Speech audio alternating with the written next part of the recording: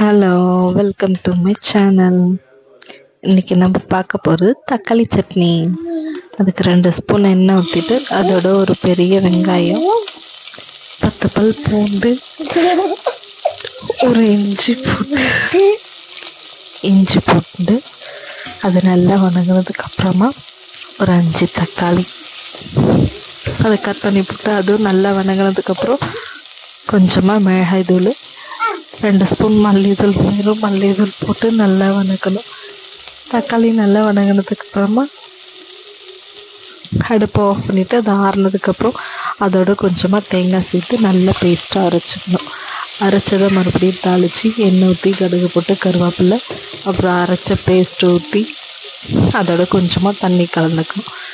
நல்லா கொதிச்சதுக்கப்புறம் எண்ணெய் திரிஞ்சு வரும்போது அடுப்பை ஆஃப் பண்ணிடணும். ஆஃப் பண்ணால் சட்னி ரெடி. இது இட்லிக்கு, தோசைக்கு, சப்பாத்திக்கு, சாதத்துக்கு எல்லாத்துக்குமே நல்லாயிருக்கும். ட்ரை பண்ணி பாருங்க.